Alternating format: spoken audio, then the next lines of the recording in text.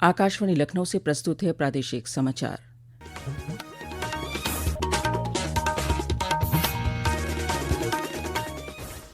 पहले मुख्य समाचार। मुख्यमंत्री योगी आदित्यनाथ ने आज प्रयागराज में माघ मेला व्यवस्था और आगामी स्नान पर्व की तैयारियों का किया निरीक्षण। कहा, पवित्रता, संवाद व समन्वय से संपन्न होंगे सभी स्नान। 3 दिवसीय विकसित भारत यंग लीडर्स डायलॉग शुरू। केंद्रीय मंत्री मनसुख मांडविया ने कहा, विकसित भारत के निर्माण के लिए युवाओं की प्रतिभा को पहचानने की प्रक्रिया है ये संवाद। राज्य में होम स्टे और ब्रेड एंड ब्रेकफास्ट योजना के लिए पर्यटन विभाग चलाएगा 14 से 30 जनवरी तक प्रदेशव्यापी जागरूकता अभियान। प्रमुख पर्यटन शहरों में आवेदकों को दिए जाएंगे रजिस्ट्रेशन सर्टिफिकेट। और विश्व हिन्दी दिवस पर प्रदेश भर में हुआ विविध कार्यक्रमों का आयोजन। संयुक्त राष्ट्र संघ से हिन्दी को मान्यता दिलाने के प्रयासों पर दिया गया जोर।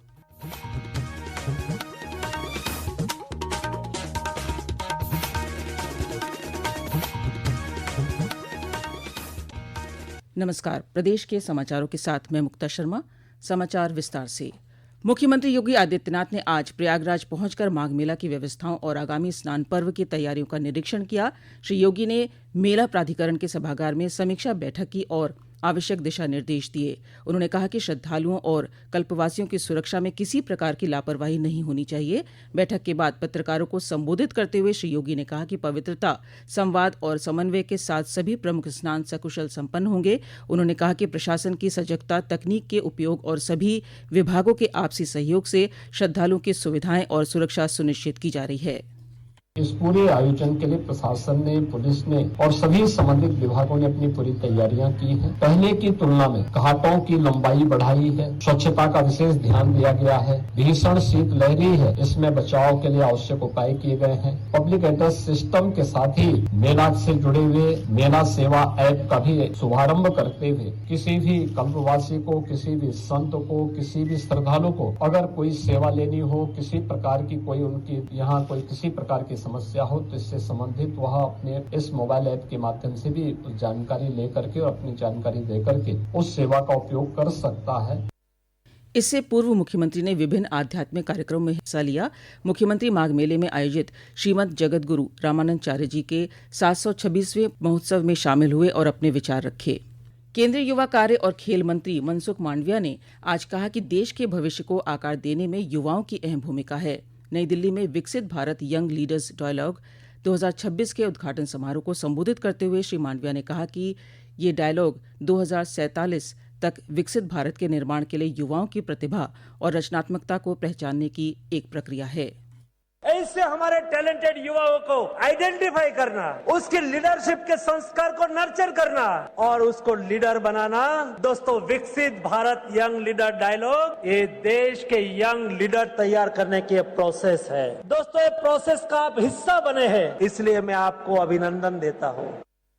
3 दिवसीय इस संवाद में उत्तर प्रदेश के 79 प्रतिभागी भी हिस्सा ले रहे हैं। सक्रिय सुशासन योजनाओं के समयबद्ध कार्यान्वयन के लिए प्रधानमंत्री के प्रमुख तंत्र प्रगति ने अपनी 50वीं बैठक के साथ महत्वपूर्ण उपलब्धि हासिल की है। प्रधानमंत्री नरेंद्र मोदी ने वर्ष 2015 में इसका शुभारंभ किया था। प्रगति ने निर्णय लेने की प्रक्रिया को तेज करने और प्रमुख अवसंरचना परियोजनाओं में देरी का कारण बनने वाले मुद्दों के समाधान में सहायता की है। आज इस विशेष श्रृंखला में प्रगति के अंतर्गत रेलवे क्षेत्र की परियोजनाओं के विषय में बता रहे हैं उत्तर रेलवे लखनऊ मंडल के मंडल रेल प्रबंधक सुनील कुमार वर्मा ने आकाशवाणी समाचार से बातचीत में बताया कि प्रगति के चलते रेलवे की परियोजनाओं को पूरा करने में तेजी आई है। चाहे वो सेंटर के हों चाहे स्टेट के हों, तो उसमें नॉर्मल कोर्स में क्या होता है कि एक बड़े रूटीन मैटर्स में चीजें चलती रही थी हैं, बट जब वो प्रगति में जो चीजें आ जाती हैं तो बड़ी फास्ट ट्रैक हो जाती हैं, तो इसमें ऑटोमेटिकली स्पीड आ जाती है। और हमारे जो इम्पोर्टेंट प्रोजेक्ट्स अपने डिवीजन के हैं, लखनऊ डिवीजन के, उसमें भी प्रगति में होने की वजह से उनमें बहुत सारी जो इशूज थे उनको हमें सॉल्व होने में बहुत मदद ली है। प्रदेश के अल्पसंख्यक राज्य मंत्री दानिश आजाद अंसारी की अध्यक्षता में हज 2026 की व्यवस्थाओं के निरीक्षण के लिए गठित उच्च स्तरीय प्रतिनिधिमंडल आज एक सप्ताह की यात्रा पर सऊदी अरब के लिए रवाना हो गया। केंद्रीय अल्पसंख्यक कल्याण मंत्रालय द्वारा गठित ये प्रतिनिधिमंडल हज यात्रा के दौरान हाजियों के विभिन्न व्यवस्थाओं से संबंधित आवश्यक निर्णय लेगा। इस प्रतिनिधिमंडल में दिल्ली राज्य हज समिति के कार्यपालक अधिकारी, बिहार हज समिति के कार्यपालक अधिकारी तथा हज कमेटी ऑफ इंडिया के उप कार्यपालक अधिकारी भी शामिल हैं। ये समाचार आप आकाशवाणी लखनऊ से सुन रहे हैं। ताज़ा समाचार जानने के लिए आप हमारी वेबसाइट news.on.air.gov.in पर लॉगिन कर सकते हैं। इसके साथ ही आप प्रादेशिक समाचारों का ये बुलेटिन हमारे YouTube channel news on AIR Lucknow पर भी सुन सकते हैं। और अब शेष समाचार। प्रदेश में पर्यटन सुविधाओं का विस्तार करने के लिए होम स्टे और ब्रेड एंड ब्रेकफास्ट योजना पर उत्तर प्रदेश पर्यटन विभाग 14 से 30 जनवरी तक प्रदेशव्यापी जागरूकता अभियान चलाएगा। ये अभियान प्रदेश के सभी प्रमुख पर्यटन स्थलों वाले शहरों में चलाया जाएगा, जिसमें योजना के प्रचार प्रसार के साथ लंबित प्रस्तावों का परीक्षण कर योग्य आवेदकों को तत्काल रजिस्ट्रेशन सर्टिफिकेट भी दिया जाएगा। विभाग ने इस अभियान के लिए प्रति जनपद 2 लाख रुपए का बजट आवंटित किया है, जो जागरूकता कार्यक्रमों एवं प्रचार प्रसार सामग्री पर खर्च किया जाएगा। यह अभियान राज्य के पर्यटन इकोसिस्टम को मजबूत बनाने की दिशा में एक महत्वपूर्ण कदम साबित होगा। प्रदेश के होमगार्ड्स एवं नागरिक सुरक्षा राज्य मंत्री धर्मवीर प्रजापति ने आज इटावा में पत्रकारों से बातचीत में कहा कि विकसित भारत जी राम जी योजना ग्रामीणों को 125 दिन रोजगार देने की गारंटी देती है। इसके तहत फसल की बुवाई और कटाई के दौरान काम से छूट की सुविधा प्रदान की गई है। योजना के तहत 1 सप्ताह के भीतर पारिश्रमिक का भुगतान किया जाएगा। 1 हफ्ते के अंदर पहले पेमेंट नहीं हो पाता था, श्रमिकों का महीनों चक्कर लगाते थे, लेकिन इस व्यवस्था के आने के बाद 1 हफ्ते के अंदर उनका भुगतान होगा, पैसा उनका पहुंच जाएगा अपनी की मजदूरी का। अगर नहीं मिलता है तो ब्याज सहित पैसा दिया जाएगा। वहीं प्रदेश के कैबिनेट मंत्री लक्ष्मी नारायण चौधरी ने कासगंज में कहा कि विकसित भारत जी राम जी योजना ग्रामीण भारत के विकास और युवाओं को रोजगार प्रदान करने के उद्देश्य से लाई गई है। प्रदेश के पंचायती राज मंत्री ओम प्रकाश राजभर ने सुल्तानपुर में कहा कि ये अधिनियम देश के ग्रामीण परिवारों के लिए एक ऐतिहासिक कदम है। इंडिया स्किल्स प्रतियोगिता 2025 के तहत राजधानी लखनऊ में 12 से 23 जनवरी तक edited manufacturing, electronics, fashion technology सहित कुल 20 स्किल्स में राज्य स्तरीय स्किल्स कंपटीशन का आयोजन किया जाएगा। प्रदेश के व्यावसायिक शिक्षा, कौशल विकास एवं उद्यमशीलता राज्य मंत्री कपिल देव अग्रवाल ने बताया कि इंडिया स्किल्स प्रतियोगिता 2025 के लिए प्रदेश में 1,09,249 अभ्यर्थियों ने पंजीकरण कराया है, जो देश में सर्वाधिक संख्या है। 24 जनवरी 2026 को पुरस्कार वितरण समारोह आयोजित होगा। दुनिया भर में आज विश्व हिंदी दिवस मनाया जा रहा है। विदेशों में हिंदी भाषा को बढ़ावा देने के लिए इस दिवस की शुरुआत हुई थी। इसी क्रम में विश्व हिंदी दिवस को लेकर प्रदेश भर में विविध कार्यक्रमों का आयोजन किया गया।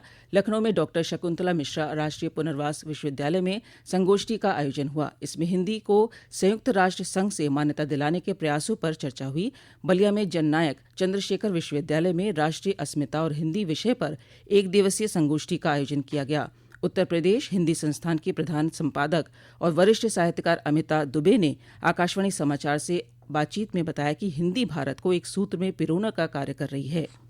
ये हमारा सौभाग्य है कि हम भारत के निवासी हैं, जहाँ विविधता में एकता है, और इस एकता को सूत्र में पिरोने वाली हमारी हिंदी हमारे साथ है, जो हमारी स्वतंत्रता की भाषा भी बनी। जब हिंदी स्वतंत्रता आंदोलन से जुड़ी तो हिंदी को भी शक्ति मिली और स्वतंत्रता आंदोलन को भी तीव्रता मिली।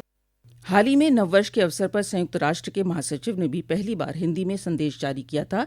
इसे हिंदी को वैश्विक पटल पर पहचान दिलाने के प्रयासों में महत्वपूर्ण उपलब्धि माना गया। प्रदेश में घने कोहरे और ठंड का प्रकोप जारी है। मौसम विभाग ने अगले 3 दिनों के लिए प्रदेश के अधिकांश जनपदों में घने कोहरे का येलो अलर्ट जारी किया है। और अब अंत में मुख्य समाचार एक बार फिर। मुख्यमंत्री योगी आदित्यनाथ ने आज प्रयागराज में माघ मेला व्यवस्था और आगामी स्नान पर्व की तैयारियों का किया निरीक्षण। कहा, पवित्रता, संवाद व समन्वय से संपन्न होंगे सभी स्नान। 3 दिवसीय विकसित भारत यंग लीडर्स डायलॉग शुरू। केंद्रीय मंत्री मनसुख मांडविया ने कहा, विकसित भारत के निर्माण के लिए युवाओं की प्रतिभा को पहचानने की प्रक्रिया है ये संवाद। राज्य में होम स्टे और ब्रेड एंड ब्रेकफास्ट योजना के लिए पर्यटन विभाग चलाएगा 14 से 30 जनवरी तक प्रदेशव्यापी जागरूकता अभियान। प्रमुख पर्यटन शहरों में आवेदकों को दिए जाएंगे रजिस्ट्रेशन सर्टिफिकेट। और विश्व हिंदी दिवस पर प्रदेश भर में हुआ विविध कार्यक्रमों का आयोजन। संयुक्त राष्ट्र संघ से हिंदी को मान्यता दिलाने के प्रयासों पर दिया गया जोर। इसी के साथ प्रादेशिक समाचारों का ये बुलेटिन समाप्त हुआ। अगला बुलेटिन रात 8 बजे FM पर प्रसारित किया जाएगा। नमस्कार।